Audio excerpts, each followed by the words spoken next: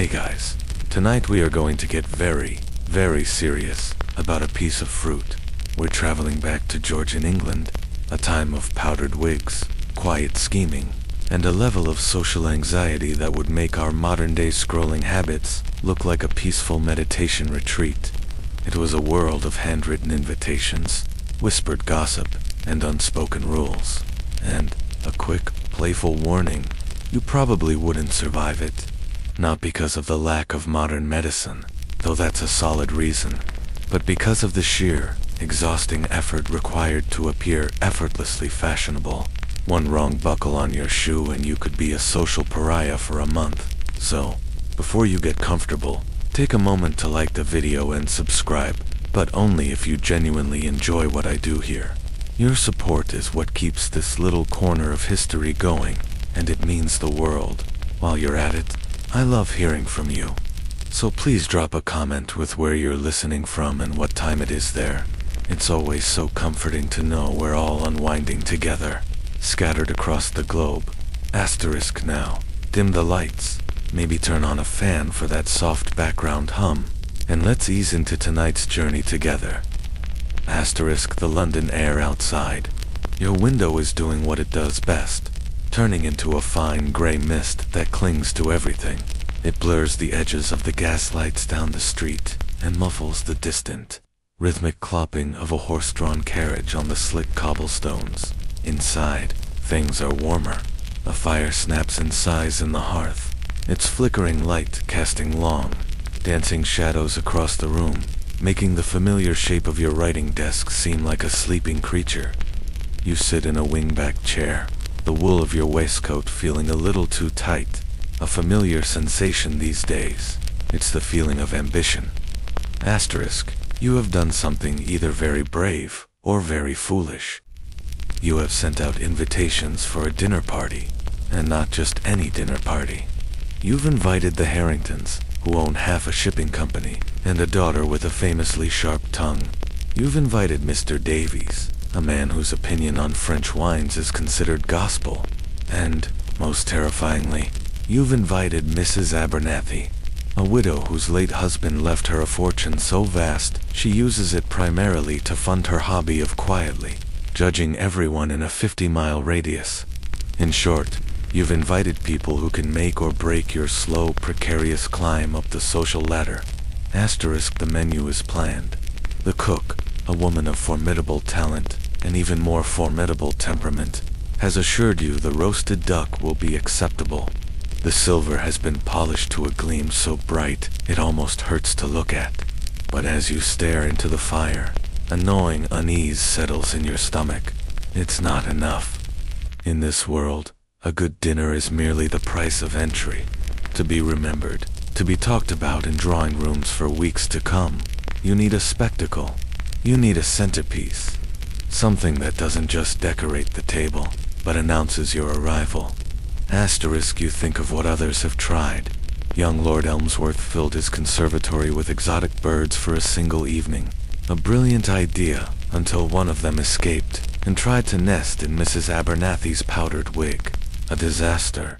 The Pembrokes commissioned a monstrous sugar sculpture of a naval battle, which began to melt under the heat of the candles, causing a miniature, sticky tsunami of melted sugar that ruined a very expensive tablecloth. A sticky, embarrassing memory for all involved. This was the great game of the age, the frantic, often clumsy, attempt by the newly wealthy to mimic the casual grandeur of the old aristocracy. It was a time when new money was a quiet insult, and people like you had to try twice as hard to look like you weren't trying at all. Asterisk. Your mind drifts to a conversation you overheard last week at a rather dull soiree. To women, their faces hidden behind elegant fans, were whispering about the latest marvel. It wasn't a jewel, or a piece of art, or even a new style of lace. It was a fruit so rare, so difficult to cultivate in England's damp climate, that it had become the ultimate symbol of status. A fruit that costs more than a skilled craftsman's yearly wages to grow. They spoke of its spiky, geometric skin, its crown of sharp green leaves, and its almost mythical reputation. They called it A pineapple? Asterisk. The idea, at first, seems preposterous. A piece of fruit is a centerpiece. But the more you think about it, the more the genius of it unfolds. It's a subtle display of immense wealth. It speaks of connections, of access to the exotic, of an understanding of the very latest fashion. It's a conversation piece that requires no conversation from you. It simply is. This, you realize, is the answer. It's bold, it's modern, and it's delightfully strange. Historians still wonder about this particular obsession, this pineapple fever. Was it purely a garish display of purchasing power, the 18th century equivalent of buying a sports car? Or was there a genuine spark of the Enlightenment in it, a fascination with botany, with the wonders of the New World, a way of holding a piece of a distant, sun-drenched land in your very own dining room? Asterisk. Perhaps it's a bit of both. You don't just want to show off your wealth, you want to show off your taste, your worldliness. You want Mrs. Abernathy to raise a single, perfectly sculpted eyebrow in grudging approval. You want Mr. Davies to be so distracted he forgets to comment on the wine. Asterisk. The decision solidifies in your chest, a strange mix of terror and thrill. This is a gamble of epic proportions, but the potential reward, the thought of the hushed awe, the envious glances, the way the story will be told and retold. It's too tempting. You stand, your back straight, the creaking of the floorboards under your feet sounding like a drum roll for the grand, absurd plan you are about to set in motion. You reach for the small silver bell on the mantelpiece, its cool weight feeling heavy and final in your hand. You are going to get a pineapple. The bell's chime fades, leaving a silence that feels heavier than before. Your grand decision, so clear and brilliant in the firelight, now feels a little fragile in the sober morning light. The reality of it begins to creep in. Acquiring a pineapple isn't like sending your footman to the market for a bag of apples. It is a quest. The cost alone is a small mountain to climb. The most prominent aristocrats had special heated glass houses, called built on their estates just for cultivating these stubborn tropical fruits, a project that could cost as much as building a small townhouse. The pineapple that sat on King Charles II's table was considered a treasure of the monarchy, worthy of a royal portrait. You, on the other hand, are not King Charles II. Your budget is less build a dedicated palace for fruit, and more let's hope the roof doesn't leak this winter. Asterisk. Your butler, Finch, enters the room so silently you barely notice him. He has a way of moving that seems to defy the laws of creaky floorboards. He raises an eyebrow, a gesture that conveys an entire paragraph of polite inquiry. You clear your throat, feeling slightly ridiculous. Finch, you begin, trying to sound casual, as if this is an everyday request. I have decided the centerpiece for the dinner party. You pause for dramatic effect. Finch waits, his expression unchanging. It is to be a pineapple. Asterisk. For the first time in his 7 years of service, you see a flicker of something in Finch's eyes. It isn't surprise. It isn't judgment. It's understanding. He gives a slow, deliberate nod. An excellent choice, sir, he says, his voice as smooth as polished wood. A pineapple speaks volumes. He then adds, with a hint of what you can only describe as conspiratorial gentleness, will you be purchasing, or would you prefer to make an arrangement? Asterisk. You blink. An arrangement. The word hangs in the air, full of possibility. You are picturing a tense negotiation, perhaps offering up a family heirloom or the dog in exchange for the fruit. The idea of an alternative is a wave of relief, so profound you almost sag in your chair. Explain this arrangement, Finch. Asterisk. He steps forward, lowering his voice slightly, as if the portraits on the wall might be eavesdropping. It has become a quiet custom, sir, for those of us who appreciate the aesthetic power of the pineapple, but not the permanent investment. He explains that certain greengrocers and specialist gardeners The very ones who supply the grand houses run a discreet side business. For a substantial fee, he clarifies, but not a ruinous one. One may hire a pineapple for an evening. It is delivered under a veil of secrecy and returned the following morning, none the wiser. It's the ultimate illusion, a piece of temporary, edible theater. This is a revelation. The social game you are playing suddenly seems even more complex and absurd. It means that the very pineapple you saw at the Duchess's gala last month might have also made an appearance at the banker's luncheon the next day. A silent, spiky celebrity on a tour of London's dining rooms. This quirky detail of the Georgian era, the pineapple rental, was the great equalizer for the aspiring classes. It allowed people to project an image of immense wealth and worldliness for the price of a very, very expensive theater ticket. They rent them. You whisper. The idea both scandalous and utterly brilliant. Indeed, sir, Finch says. They are quite robust. As long as one resists the urge to sample the merchandise, they can have a rather busy social calendar. The image is delightful. A single pineapple, passed from house to house, the silent witness to a dozen different parties, overhearing the city's best gossip. Historians still debate just how common this practice was. Was it an open secret among the middle class? A shared communal fiction everyone tacitly agreed to? Or was it a more guarded secret, a risky bluff that could lead to social ruin if your bluff was called? There are few surviving rental ledgers, perhaps because no one wanted written proof that their magnificent centerpiece was in fact on loan. The fee Finch quotes is still enough to make you wince. It's more than your cook's monthly salary, but it is not impossible. It is a calculated risk, not a plunge into financial oblivion. The relief is quickly replaced by a new kind of anxiety, the fear of being discovered. What if one of your guests, perhaps the eagle-eyed Mrs. Abernathy, recognizes it? Wasn't this the very same pineapple I saw at the Duke's on Tuesday? His had a slightly more jaunty lean to its leaves, I believe. The thought sends a cold shiver down your spine. But the plan is too perfect to abandon. This is the secret handshake, the hidden password into the world you want to join. You are not just hosting a dinner. You are producing a play, and the pineapple is your star actor. Finch, you say, your voice firm now, the decision made. Find out where one makes such an arrangement. I will go myself. Finch nods, a faint, almost imperceptible smile on his lips. There is a gentleman, a Mr. Sterling. He cultivates them in a nursery on the edge of the city. He is ... the finest in the business. Very discreet. The edge of the city. This adds another layer to the adventure. It won't be a simple transaction. It will be a journey, a pilgrimage to the temple of a strange, spiky god of status. You feel a renewed sense of purpose. The day is no longer about worrying. It's about planning your expedition. You will need the carriage, but you will tell the driver you are visiting a long-lost aunt to avoid suspicion.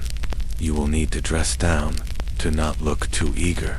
You must appear as if renting a pineapple is a perfectly normal, even boring, Tuesday afternoon activity for a man of your standing. The performance has already begun. The carriage arrives with a familiar clatter and groan. It's your second-best carriage, the one you use for errands. You don't particularly want to advertise. It's sturdy, respectable, but lacks the ostentatious gloss of the one reserved for formal visits. This feels appropriate for a mission of such delicate secrecy. You've given your driver, a man named Hobbs, whose primary expression is one of weary patience, your carefully constructed excuse. You are off to visit a dear, frail Aunt Beatrice, who, conveniently, lives in whichever direction Mr. Sterling's nursery happens to be. Hobbs just nods, his face betraying nothing. You suspect he's heard enough strange requests in his career to be immune to surprise. Perhaps he assumes you're visiting a creditor or a mistress. Either would be far more common than a clandestine meeting about a piece of fruit. Asterisk settling into the worn leather seat, the carriage lurches into motion, and the city begins to slide past your window. The journey itself is a slow, rhythmic rocking, a gentle sway that feels like being in a small boat on a calm sea. The clip-clop of the horse's hooves on the damp stone is a steady, percussive beat, a constant in the shifting symphony of the city. At first, you pass through the familiar territory of your own neighborhood. You see the polished knockers on brightly painted doors, the tidy squares with their wrought iron fences, and the occasional glimpse of a well-dressed lady walking her impossibly small dog. It's a world of order, of carefully maintained appearances. Asterisk, but London is a city of 1,000 different faces, and soon the scenery begins to change. The streets narrow, the buildings leaning in closer, as if sharing secrets. The manicured quiet of your square gives way to the vibrant, chaotic hum of commerce. You pass tailors' shops with bolts of colorful fabrics stacked in the windows, bakeries sending clouds of warm, sweet air into the street, and print shops where men in ink-stained aprons work the great wooden presses. This was the engine room of the empire, a place of constant motion and noise. Criers shout the day's news, vendors hawk everything from oysters to hot pies, and the air grows thick with the smell of coal smoke, damp wool, and roasting meat.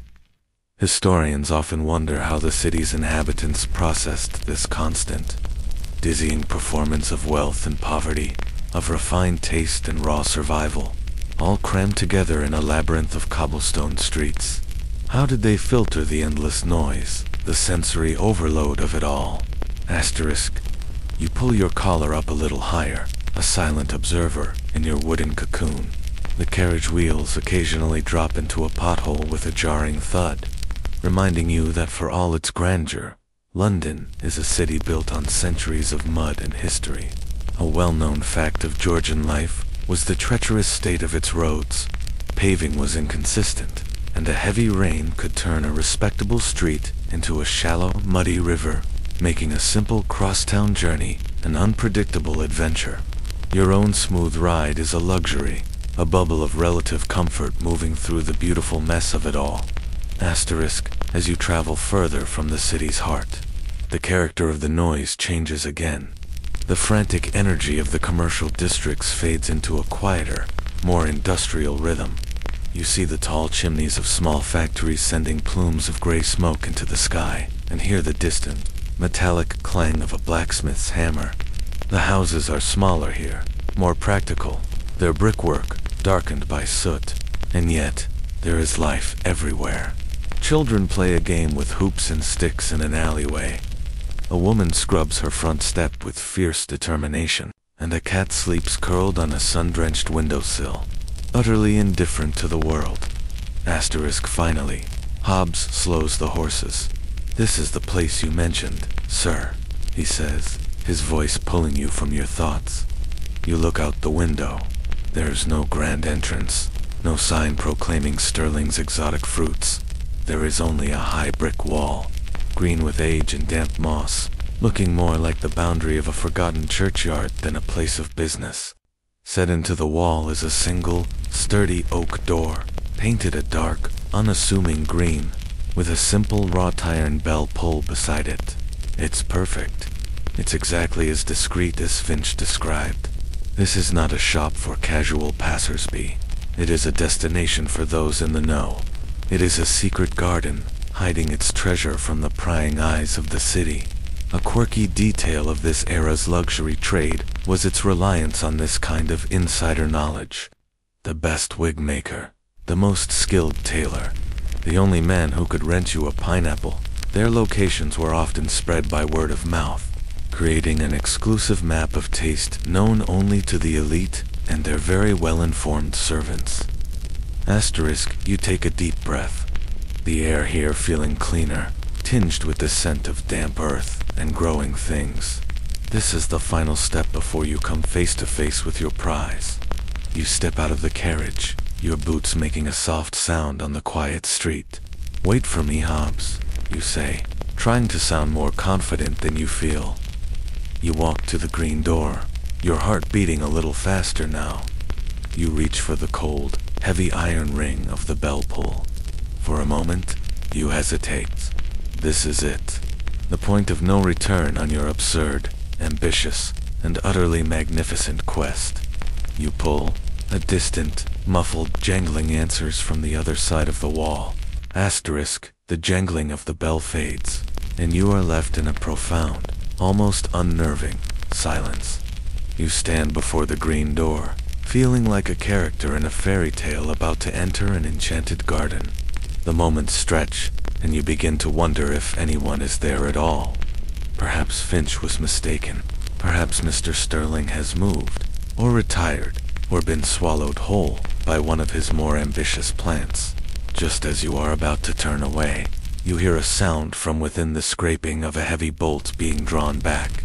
The door groans open a few inches, revealing not a face, but a sliver of a world that is startlingly, impossibly green. Asterisk, a man peers out, his eyes squinting against the gray daylight. He is wiry and weathered, his hands stained with dirt, and he wears a heavy wool apron over his clothes. This must be Mr. Sterling, the horticultural wizard, the gatekeeper of pineapples. Yes, he asks, his voice low and raspy, like the sound of dry leaves skittering across stone. He doesn't look impressed. He looks busy. Asterisk, I have an appointment, you say, trying to inject an air of authority into your voice. My man Finch arranged it. Regarding ... an arrangement. Asterisk, Sterling's expression softens almost imperceptibly. He seems to be scanning you, assessing your clothes, your posture, your general air of seriousness. He is deciding if you are worthy. Apparently, you pass the test. He grunts and pulls the door open wider, stepping aside to let you in. Come, he says, and it's less an invitation than a command. Asterisk, you step across the threshold, and the world changes completely. The damp, gray chill of the London street vanishes, replaced by a wall of warm, humid air, thick with the scent of loamy earth, sweet blossoms, and something else of faint, tangy, almost sugary fragrance that you can't quite identify. You are not in a garden, but a vast glass house, a cathedral of light and warmth. Sunlight, filtered through hundreds of panes of glass, streams down, illuminating a jungle of lush, green foliage. Steam pipes run along the walls, hissing softly, providing the relentless heat necessary to trick these tropical plants into believing they are somewhere in the Caribbean, and not on the dreary outskirts of London. This was the pinnacle of 18th century horticultural technology. The hothouse, as it was called, was a massive investment, a fragile bubble of artificial summer maintained by an army of gardeners and a mountain of coal. It was a testament to the era's growing obsession with science, exploration, and the sheer, stubborn will to control nature. Asterisk, Sterling closes the door behind you, the sound of the bolt sliding home echoing in the humid air. The noise of the city is gone, replaced by the gentle drip of condensation and the rustle of leaves. This way, he mutters, leading you down a narrow path paved with flat stones, winding between enormous terracotta pots. You see plants with leaves broader than your torso, delicate orchids with blooms like painted silk, and strange, vibrant flowers you couldn't possibly name. It is a dizzying, breathtaking display of botanical wealth. Asterisk, he leads you past several long, low brick structures that look like oversized cold frames. These, you realize, are the pine. Their glass tops are angled to catch every last ray of English sun. Sterling stops before one of them and lifts the heavy glass lid. The wave of heat that escapes is intense, and with it comes that sweet, tangy scent, much stronger now. And there, nestled in a bed of what looks like decomposing bark, it sits, the pineapple. It is more magnificent than you could have imagined. It's not just a fruit, it's a piece of architecture. Its skin is a perfect, repeating pattern of diamond shapes, shading from a deep green at the base to a warm, golden orange near the top. From its apex erupts a crown of stiff, spiky green leaves, a defiant, regal explosion of foliage. It rests on its bed of tanners, bark a quirky and essential ingredient in pineapple cultivation. Gardeners had discovered that the decomposition of the bark produced a steady, gentle heat, perfect for warming the soil from below.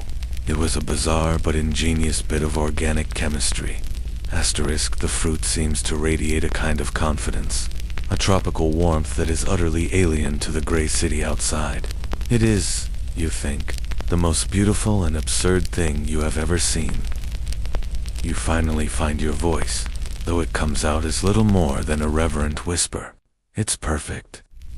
Asterisk, Mr. Sterling gives a curt nod, his pride evident but understated.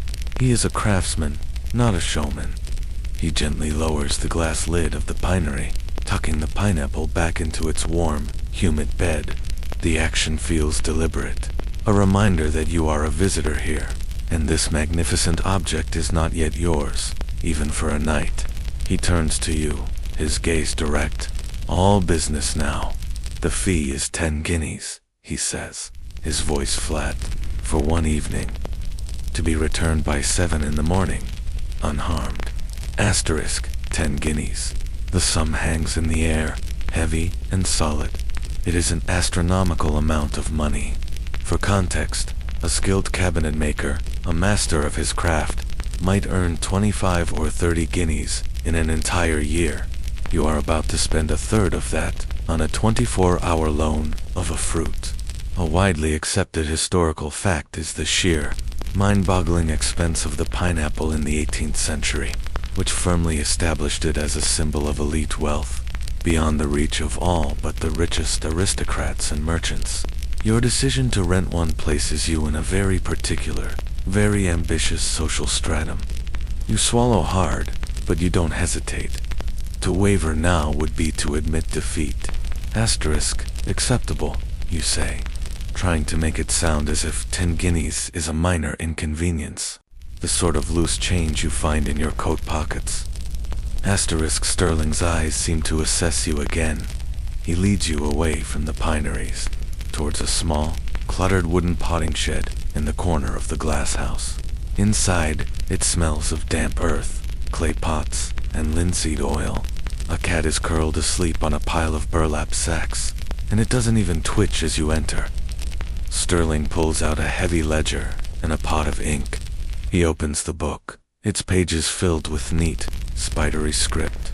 You can't help but glance at the entries, names you recognize from the society pages, dates, and the simple notation, 1 Queen Pineapple, returned. It's the secret history of London's social scene, written in a gardener's ledger. Asterisk now, he says, dipping his pen. The conditions. He looks up from the book, his gaze as sharp as a pruning shear. 1. The fruit is not to be cut, or bruised, or pierced. It is a visual artifact only. If it returns with so much as a scratch on its skin, you will be purchasing it. The purchase price is 50 guineas, asterisk 50. You feel a fresh wave of nausea, this one colder and sharper than the last. 50 guineas would be a catastrophic loss. You imagine yourself standing over the pineapple all night, armed with a pistol, fending off clumsy butlers and marauding mice. Asterisk 2. He continues, apparently oblivious to your internal crisis. It is not to be placed too near the candles. The heat can cause the leaves to wilt. Wilting is considered damage. He makes a note in his ledger. 3. It is not to be consumed by a pet. You would be surprised how often I have to say that. Lady Ashworth's pug has a particular fondness for the rind, it seems. This is a truly quirky detail. The idea that the ultra-wealthy had to contend with their pampered pets attempting to devour an object worth more than the servant paid to walk them. Asterisk, he pauses, letting the rules sink in. This is not a simple rental agreement. It is a list of commandments. The pineapple is not a prop. It is a guest of honor with a very demanding list of requirements. The whole situation is beautifully, profoundly absurd. Historians still wonder about the power dynamics of these transactions. Here you are, a gentleman of some means, being sternly lectured by a gardener on the proper handling of a fruit. In this small, humid world, he is the king, and you are merely a supplicant, hoping to borrow a piece of his royal treasure. Asterisk. And finally, Sterling says, his voice dropping to a serious, almost solemn tone, the scent. Part of the pineapple's appeal is its exotic fragrance. You will find it ripens quickly in a warm room. This is to be expected. However, an overwhelming scent suggests it is approaching decay. If you return it, and it smells of rot, you will also be purchasing it. Asterisk. So, you must guard it from physical harm, from heat, from pets, and now, from its own natural inclination to ripen and decay. It's like being asked to babysit a very expensive, very fragile, and very fragrant ticking time bomb. Asterisk. You nod your agreement to each point, your mouth dry. You feel less like you're preparing for a dinner party and more like you're planning a museum heist. Sterling seems satisfied. He takes out a small velvet-lined box. It's a beautiful thing, clearly custom-made, with padded hollows designed to cradle the fruit and its leafy crown perfectly. He explains that this is how it must be transported. No swinging it about in a sack. Asterisk. He scribbles the details in his ledger, as you sign your name at the bottom of the page, and then blots the ink carefully.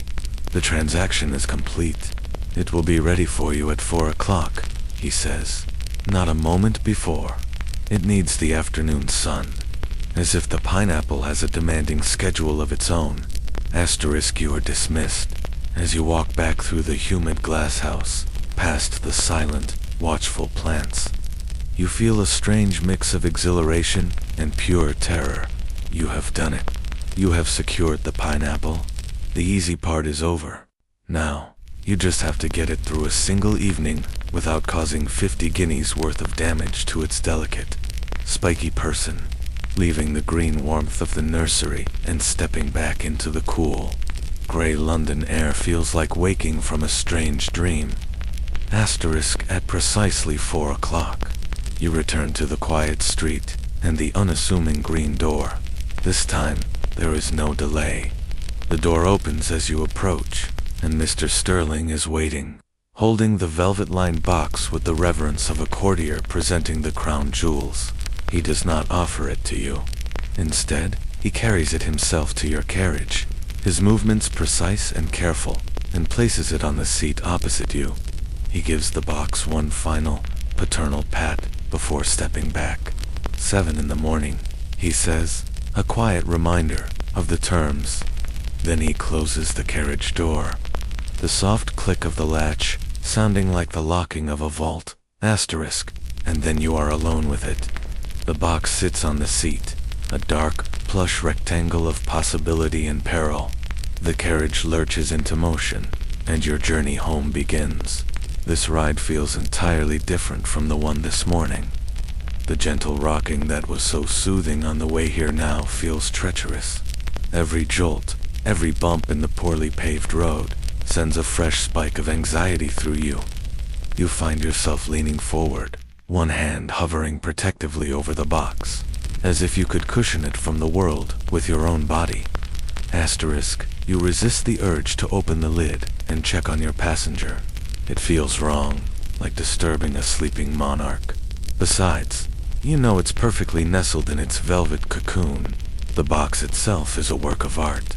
The Georgians had a particular fondness for specialized container cases for wigs, boxes for fans, and, apparently, bespoke travel cases for rented fruit. It was an age of elaborate presentation, where the packaging of a thing was almost as important as the thing itself. This box wasn't just for protection. It was part of the performance, a signal of the preciousness of its contents. Asterisk. The journey back through London is a blur. The sights and sounds you observed with such leisurely detachment just a few hours ago now seem like a chaotic obstacle course. The children playing with their hoops are no longer charming. They are a menace, liable to dart into the street at any moment. The lumbering delivery drays, which you previously ignored, are now monstrous. unpredictable beasts that could sideswipe your precious cargo. You find yourself muttering instructions under your breath. Easy, Hobbs, mind the pothole. A little wider around that corner, if you please. Hobbs, to his credit, drives with his usual steady calm, blissfully unaware that he is the chauffeur to a piece of produce worth more than his carriage and horses combined. A quirky but very real fear of the time was street crime. While the city was becoming more policed, highwaymen and opportunistic thieves were still a part of daily life, especially on the less traveled roads on the city's outskirts. It occurs to you, with a jolt of genuine fear, that your unassuming carriage might be a target. The thought of a masked rogue demanding your money or your life is frightening enough, but the thought of him also taking your pineapple is somehow even more horrifying. You imagine trying to explain that to Mr. Sterling. You see, a highwayman took it. Yes, the fruit. No, he left my wallet. The scenario is so utterly ridiculous that it circles back around to being terrifying. Asterisk, you finally pull your gaze away from the box and look out the window, trying to calm your racing heart. You see a woman buying ribbons from a street vendor, her head tilted as she considers the shades of blue. You see two men in a heated argument outside a pub, their arms waving wildly. It's the normal, everyday pageant of London life, and you feel entirely separate from it. You are on a secret, sacred mission. You are a knight of the Order of the Pineapple, tasked with guarding the holy relic. Asterisk, historians often debate the inner lives of people in the past, trying to reconstruct their emotions and anxieties from letters and diaries. What did it truly feel like to live with such rigid social pressures, where a single misstep could mean ruin? This journey, this quiet, nerve-wracking trip across town with a piece of fruit, feels like a perfect miniature of that experience. It is an exercise in maintaining a calm, fashionable exterior, while your insides are a churning mess of ambition and fear. Asterisk. You take your seat at the head of the table, a position that gives you a commanding view of the room, your guests, and of course, the pineapple. The initial shock has subsided, and a low, excited chatter fills the room as Finch and the footman begin to serve the first course, a delicate turtle soup, but the pineapple remains the silent center of gravity. Conversations start and stop, but all eyes keep drifting back to it, as if to confirm it's still there, still real.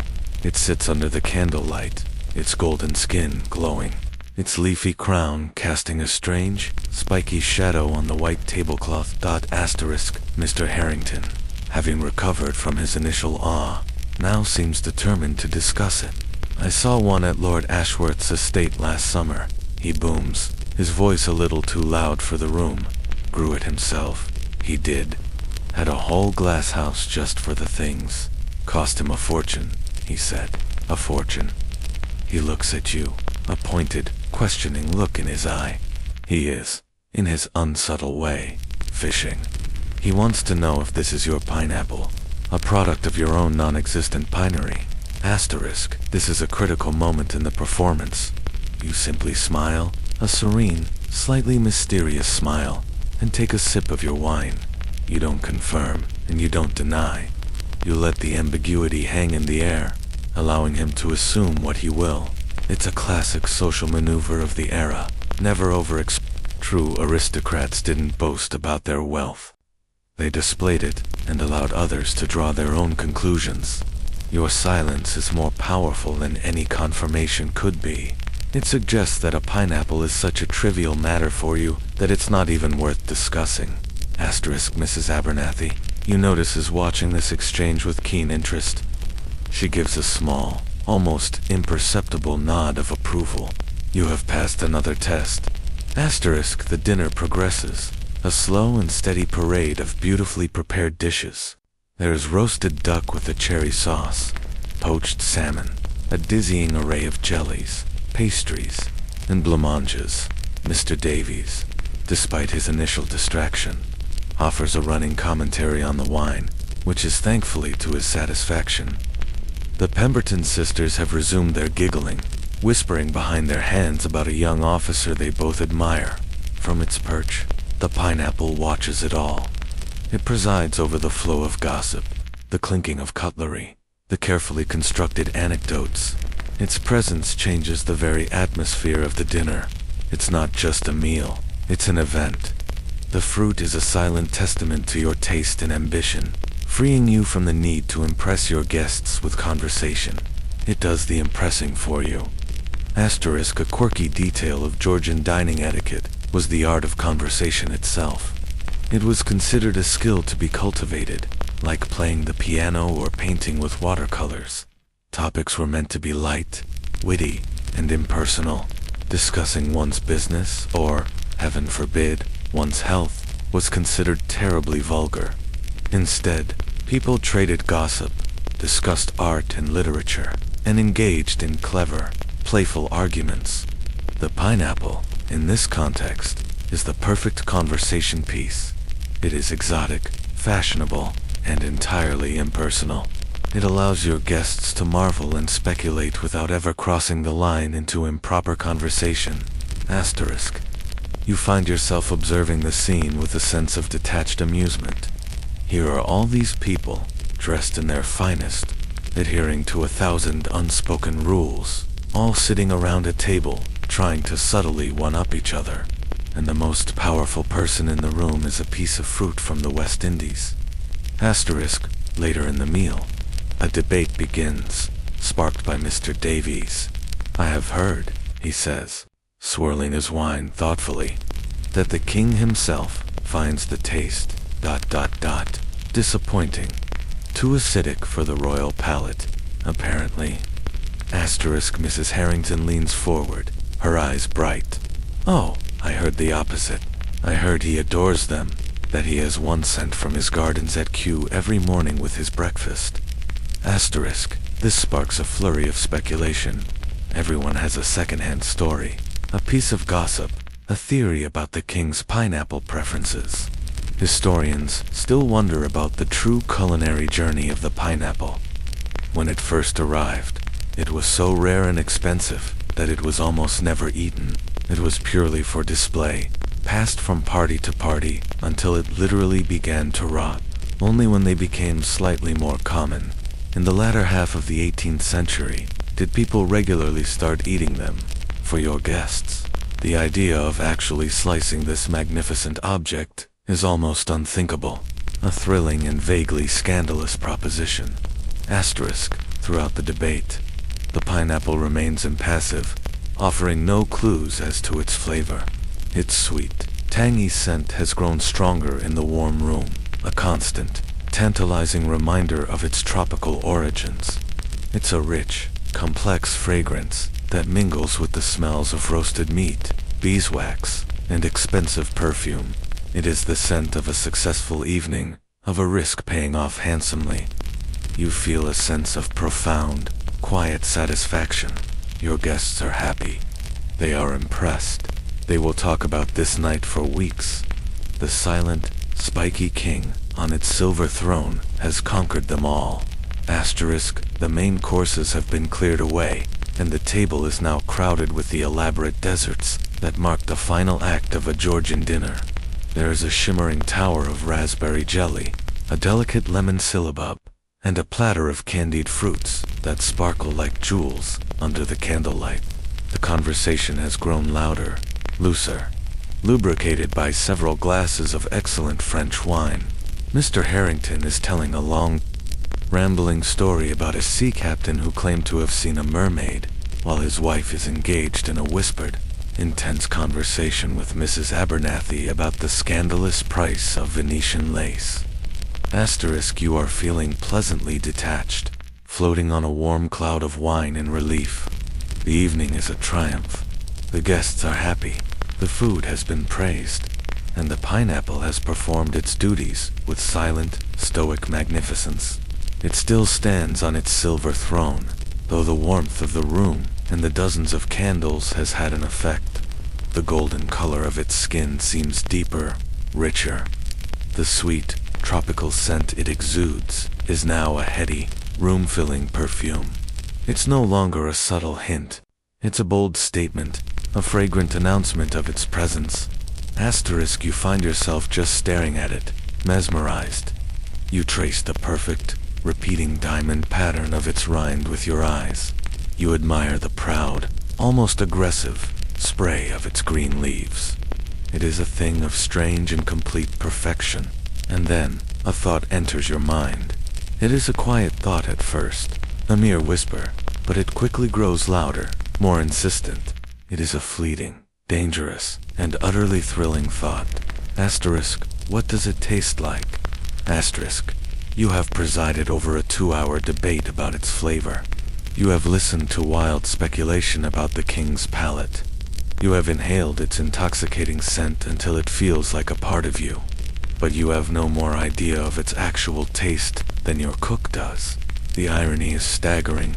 You have spent a small fortune and a significant amount of emotional energy to procure this thing, and the one experience it is designed for, the simple act of eating it, is expressly forbidden. It's like owning a beautiful, priceless book in a language you cannot read. Asterisk, the temptation, suddenly, is immense. It's a physical sensation, a tingling in your jaw, a watering in your mouth. You imagine it. You picture a sharp silver knife slicing through the tough, spiky rind. You imagine the faint, tearing sound it would make, the burst of fragrance as the pale yellow flesh is exposed. You can almost feel the texture of it, the fibrous, juicy meat, and taste the explosion of sweet, tangy juice on your tongue. It would be a taste of sunshine, of distant, exotic shores, of a world entirely different from this damp, gray city. It would be the taste of victory made real. No one would have to know. You could do it later, after everyone has gone home. You could cut a single, small slice from the back, where the fruit faces the wall. A discreet wedge, a tiny theft of experience. Who would notice? Mr. Sterling, with his gardener's eyes. Would he really inspect it that closely? He might. He probably would. A man who makes rules about pugs and candles is not a man who overlooks details. The risk is colossal. 50 guineas. Social and financial ruin. And for what? A moment's pleasure. A single bite. Asterisk, this internal conflict, this temptation, highlights a quirky detail about the nature of luxury in this period. Often, the value of an object was tied directly to its uselessness. A pineapple was expensive because you couldn't eat it. A dress was fashionable because its sleeves were too tight to allow you to do any actual work. Luxury was about possession, not consumption. It was about the display, the performance of having. To actually use the object, to eat the pineapple, would be to destroy its value, to commit an act of supreme vulgarity. Asterisk, you look around the table at your guests, all of them blissfully unaware of the larcenous thoughts currently running through your head. Mrs. Abernathy is dissecting a piece of candied fruit with surgical precision. Mr. Davies is holding his glass up to a candle, admiring the deep red color of his port. They see a symbol, a magnificent, untouchable symbol. They have no idea that you are mentally committing an act of fruity vandalism. Historians can only speculate on how many renters secretly broke their contracts. Are there diaries, hidden away in archives, confessing to the secret, midnight theft of a single, illicit slice of pineapple? It seems almost certain that someone, somewhere, must have succumbed to the temptation. Asterisk. The evening winds down with the slow, graceful rhythm of a clockwork toy coming to the end of its spring. The desserts have been eaten, the last of the port has been poured and savored. The conversation, once a lively river, has slowed to a meandering stream of contented murmurs. Mrs. Abernathy, in a move of almost unprecedented social generosity, has declared the raspberry jelly perfectly acceptable, which from her is the equivalent of a 21-gun salute. The party, by all available metrics, has been a roaring success. Asterisk, the first carriage is called for the Pemberton sisters, who depart in a final flurry of giggles. Mr. Davies follows soon after, pausing at the door to compliment your wine cellar with a sincerity that seems almost emotional. One by one, your guests retrieve their cloaks and offer their thanks, their faces flushed with good food, good wine, and the pleasant, lingering glow of having been in the presence of a pineapple. Finally, only Mrs. Abernathy remains. She stands in the hall, her carriage waiting just outside. She adjusts her shawl, her sharp eyes taking one last survey of the scene. "A memorable evening," she says, her tone crisp. "You've learned a great deal since your unfortunate experiment with the string quartet last spring." You wince internally at the memory of the violinists, who had celebrated a little too enthusiastically before the performance, resulting in a rather wobbly rendition of a Handel sonata. Her remembering it is a gentle, final reminder of her power, but her comment tonight is not a jab, it's a graduation certificate. You have officially moved up a tier in her estimation. She gives you a curt, decisive nod, and then she is gone, swept out into the misty London night. You close the door behind her, the heavy oak muffling the sound of her carriage pulling away. And then there is silence. It's a different kind of silence from the one that preceded the party. That was a silence of anticipation, taut and nervous. This is a silence of aftermath, deep and resonant. It's the quiet hum of a battle won. You walk back into the dining room. The air is thick with the ghosts of the evening, the lingering scent of perfume, the smell of beeswax and snuffed candles, and, above all, the sweet, pervasive fragrance of the pineapple. The room is a beautiful mess. Crumpled napkins lie next to half-empty glasses, and the dessert plates are strewn with the remnants of the feast. It looks like the site of a very polite, very well-dressed festival. Finch and the footman are already moving with quiet efficiency, beginning the long process of clearing the table. They glide around the room like ghosts, their movements economical and silent. This was a crucial, often invisible, part of any Georgian household. The immense labor required to create and then erase these elaborate social events. For every hour of leisurely dining, there were many more hours of polishing, cooking, serving, and cleaning, performed by a small army of servants. You stand at the end of the table, looking at the pineapple. It seems different now, in the quiet of the empty room.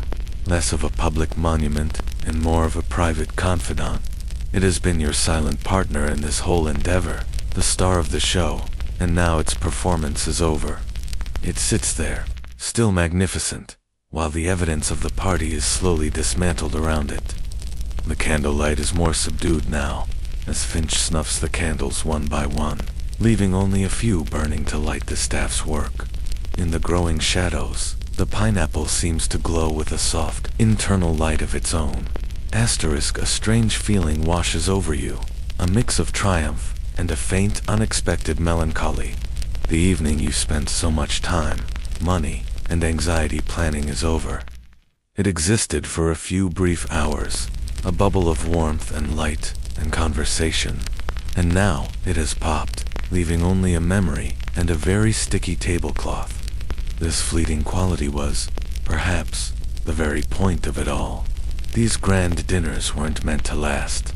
They were ephemeral creations, works of performance art designed to be consumed and then disappear, leaving only their reputation behind.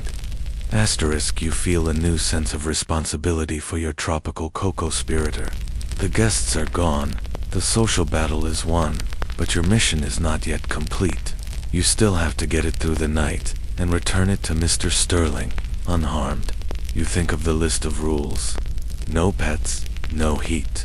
You catch Finch's eye and give a slight nod towards the pineapple. "I believe our guest of honor should retire for the night," you say. "Somewhere cool and safe." Finch understands completely.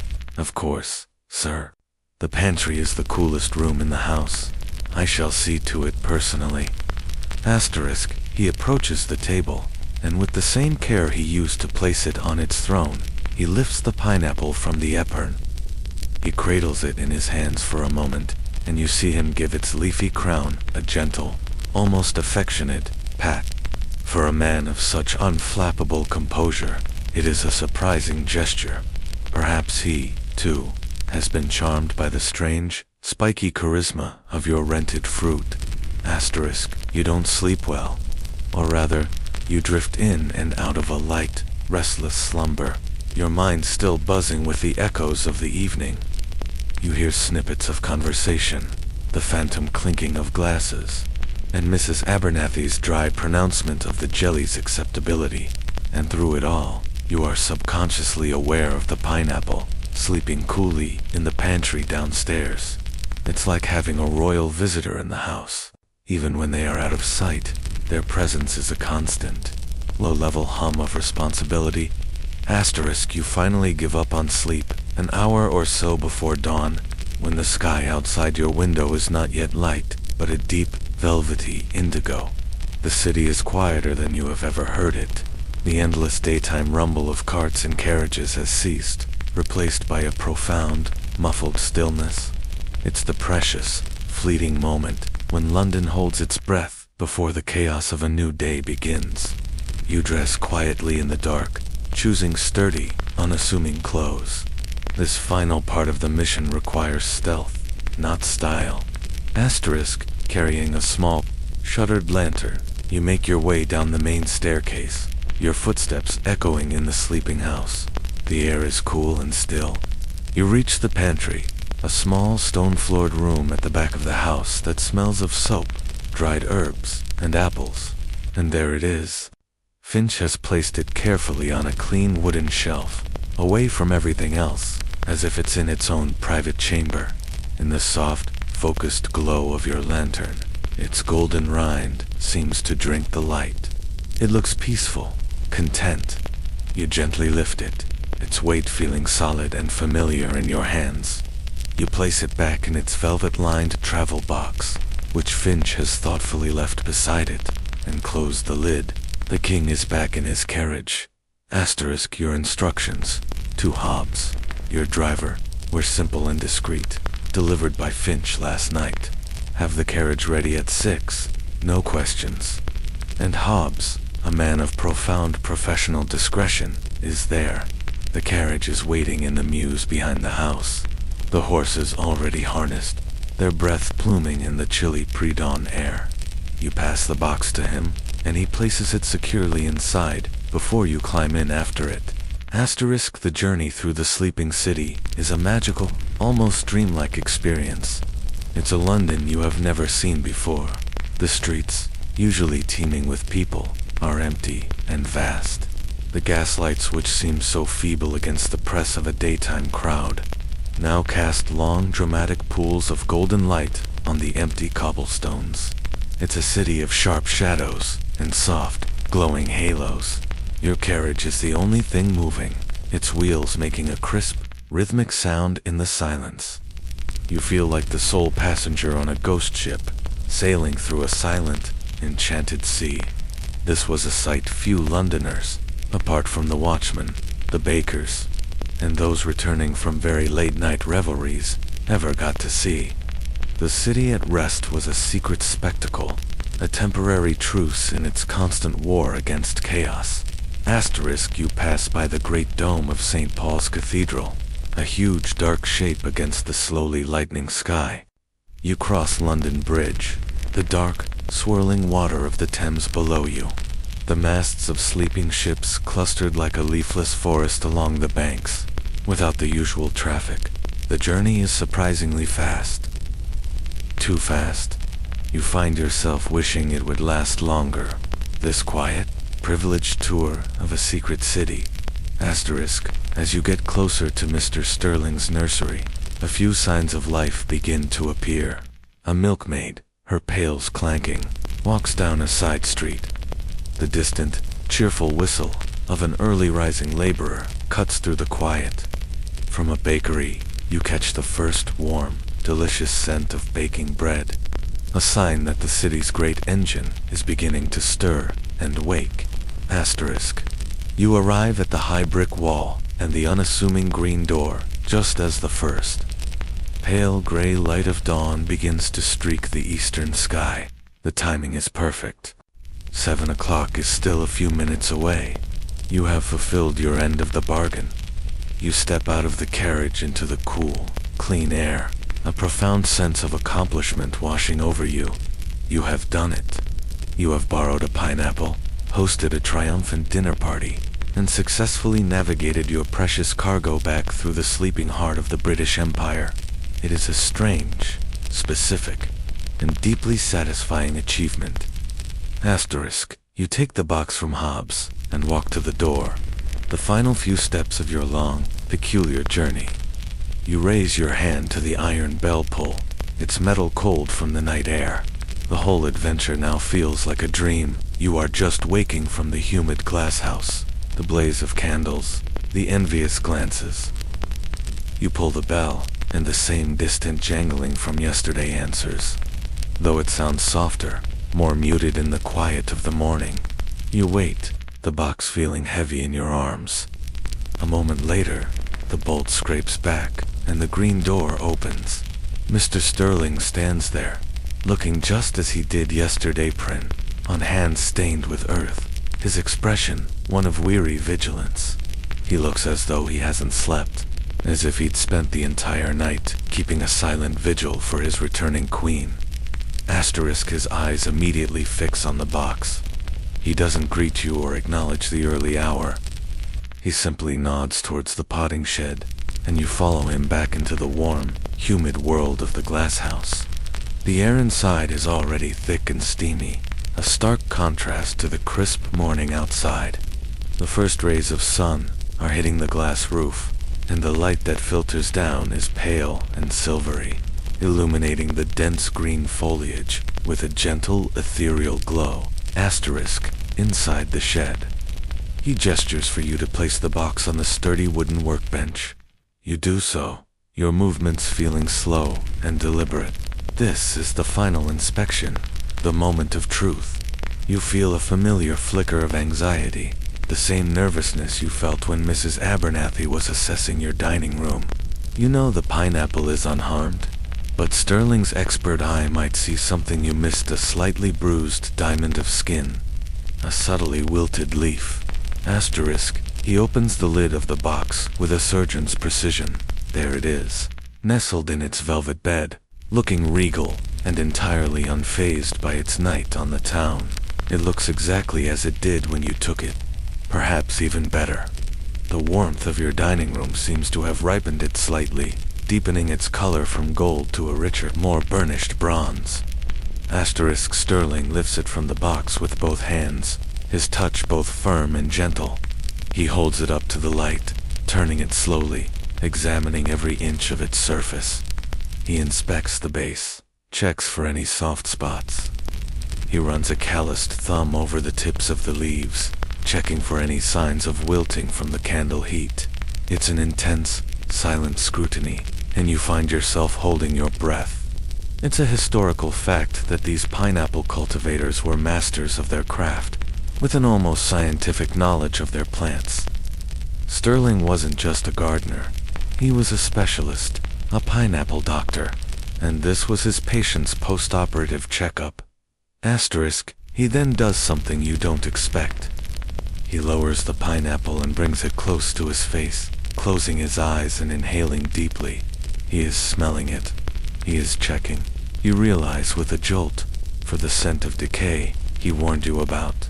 The seconds tick by. The only sound is the soft hiss of the steam pipes and the distant cooing of a pigeon on the glass house roof. Asterisk, finally, he opens his eyes and places the pineapple back on the workbench. He gives it a final, decisive pat. "She's had a good night," he says, his voice still raspy, but now tinged with something like relief. The warmth has brought out her perfume. She'll be perfect for the Duchess's luncheon this afternoon. Asterisk, the Duchess's luncheon. The words hit you with the force of a small revelation. Of course, the pineapple's social calendar is not over. Its night with you was just one stop on its grand tour of London society. Today, it will preside over another meal, witness another round of gossip, and inspire awe in a whole new set of guests. It is a tireless, silent celebrity, and you were simply one of its many hosts. This quirky detail, the sheer, hard-working schedule of a rental pineapple is a delightful insight into the communal, competitive nature of Georgian high society. Everyone was borrowing from the same small pool of magnificence. Sterling turns to his ledger, which is already open on the desk. He dips his pen in the ink, finds your entry from yesterday, and with a flourish, he writes a single word next to your name, returned. The transaction is officially over. Your responsibility has ended. He doesn't offer you a refund for the early return or a discount on your next rental. The deal was for one evening, and the evening is over. You feel a strange, sharp pang of, what is it? Sadness. You feel like you're leaving a friend behind. You've been through something together, you and this fruit. You protected it. You showed it off. You resisted the urge to eat it. And now you must part ways. Well, you say, your voice sounding hollow in the small shed. Thank you. Sterling just grunts in response, already focused on preparing his queen for her next engagement. He begins gently polishing its rind with a soft cloth, his attention absolute. You are dismissed. You turn and walk away, leaving him to his work. As you pass through the glass house for the last time, you take a final look at the rows of other pineapples, growing silently in their heated beds.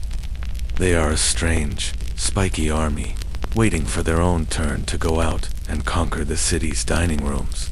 Historians still wonder about the men like Sterling. Were they just shrewd businessmen, capitalizing on a fad? Or were they true artists, men who felt a genuine passion and pride for the strange, beautiful things they were able to create in such an inhospitable climate? Looking at Sterling's intense focus, you suspect it was the latter. You step through the green door and out into the morning. The sun is higher now, and the London air feels fresh and full of promise. The ordeal is over. The triumph is complete. You have successfully rented a pineapple.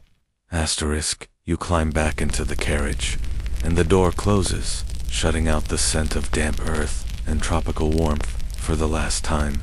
As Hobbs turns the horses and begins the journey home, you lean your head back against the worn leather of the seat and close your eyes.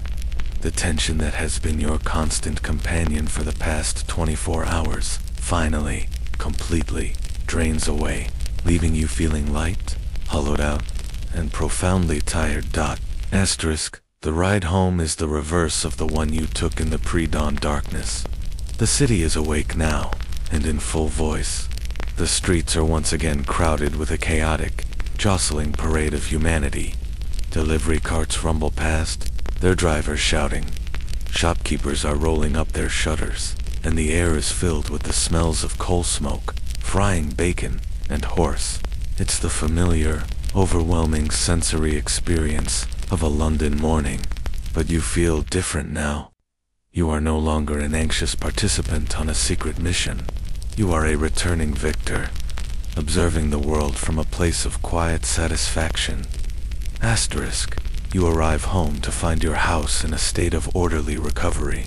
The dining room has been scrubbed and polished, all traces of last night's festivities erased. The extra candelabras are back in the drawing room, and the air smells of beeswax and clean linen.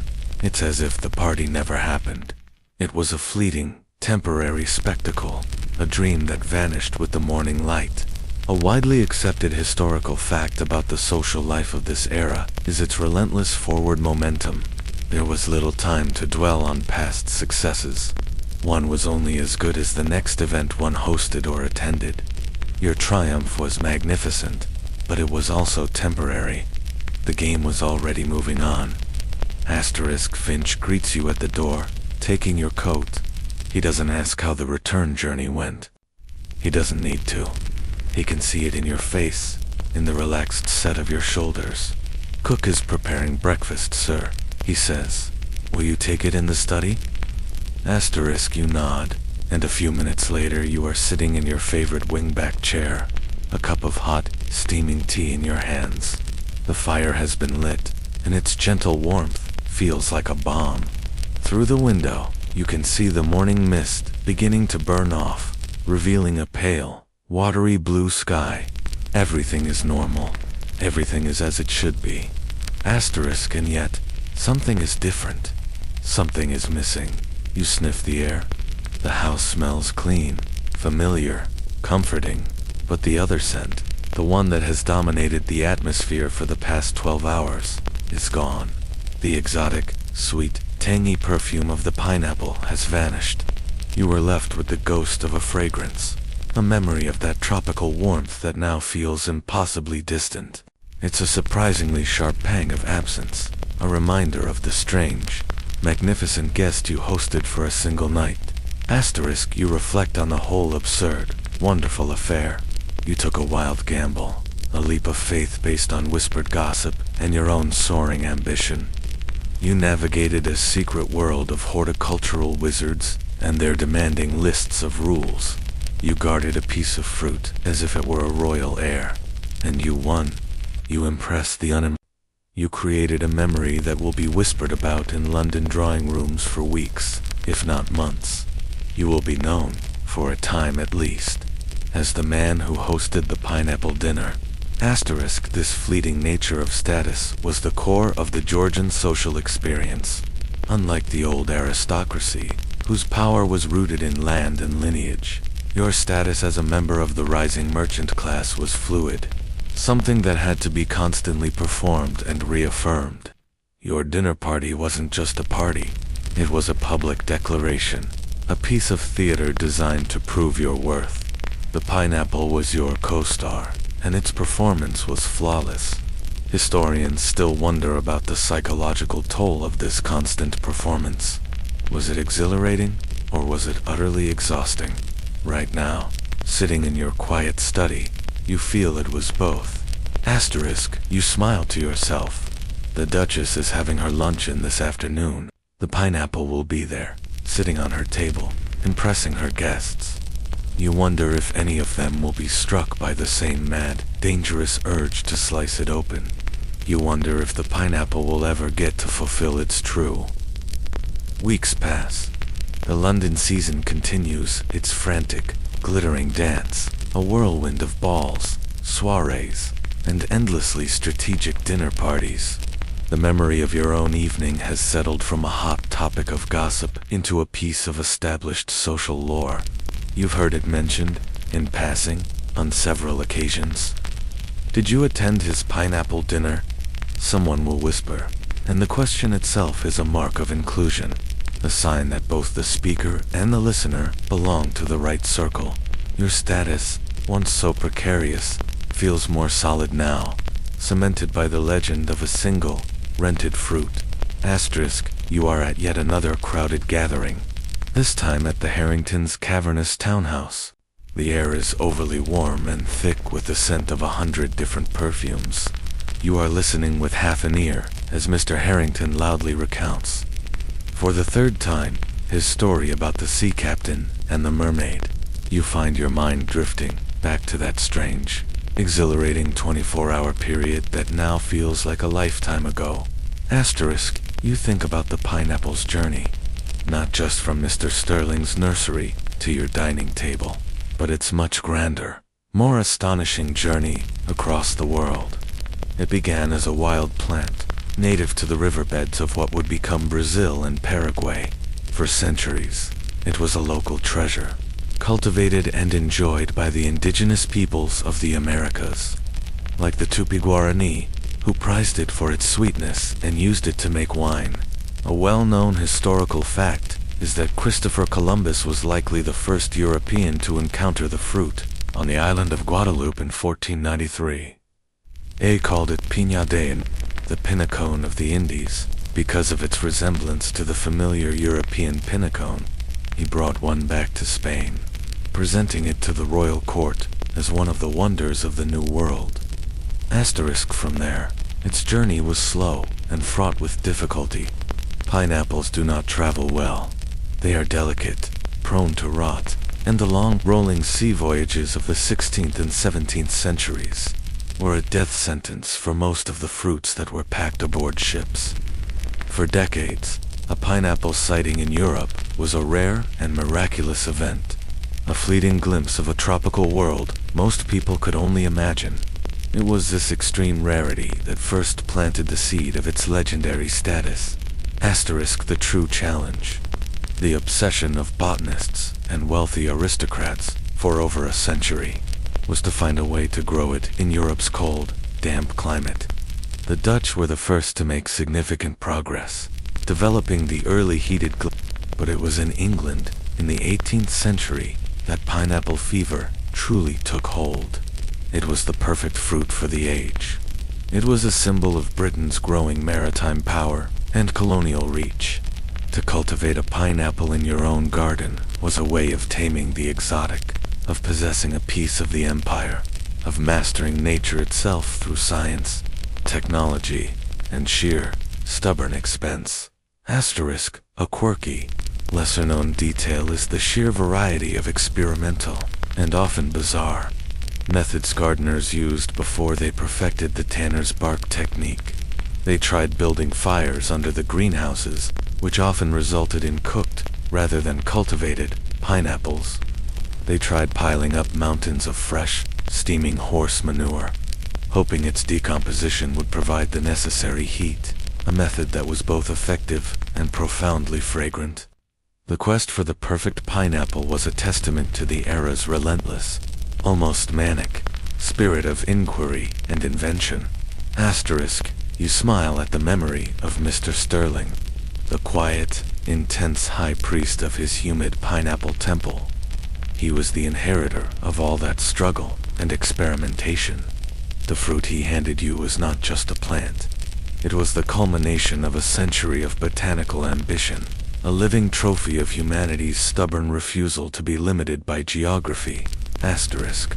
Historians still debate the true meaning of the pineapple's reign. Was it a symbol of colonial exploitation, a golden fruit grown in exotic lands and then hoarded by the European elite? Or was it a symbol of global connection, one of the first truly global luxury goods that tied together the economies and cultures of the old world and the new? Like most things in history, the truth is likely a complex and messy combination of both. For you. In the end, it was something much simpler. It was a key. It was a password that granted you entry into a world you desperately wanted to join. For one night, a fruit, born in a South American jungle and coaxed to life in a London glasshouse, became your kingdom. It was a small, temporary, and utterly absurd kingdom built on rented glory and the ghost of a sweet scent, and it was worth every single guinea. You catch your reflection in a large gilt-edged mirror across the room. You look different, you think, more settled, more confident. It's amazing what a little success and a little help from a spiky, golden friend can do. The sounds of the party begin to fade now, the clinking glasses and loud chatter softening into a distant, gentle hum. The warmth of the crowded room seems to recede, leaving you in a quiet, comfortable space of your own. Your journey is over.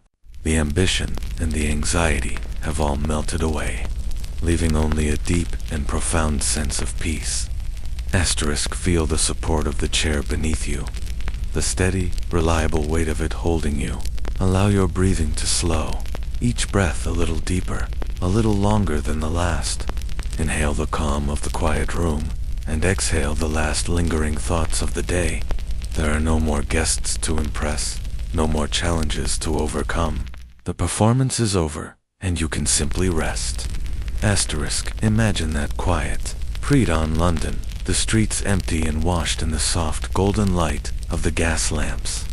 See the silent, empty squares, the dark, sleeping houses. Let that deep, peaceful stillness settle over you. There is nothing you need to do, nowhere you need to be. You are safe, you are comfortable, and you are drifting now, floating on a slow, gentle current that is pulling you toward a deep and restorative sleep. The story is finished. Your mind is quiet. Rest now.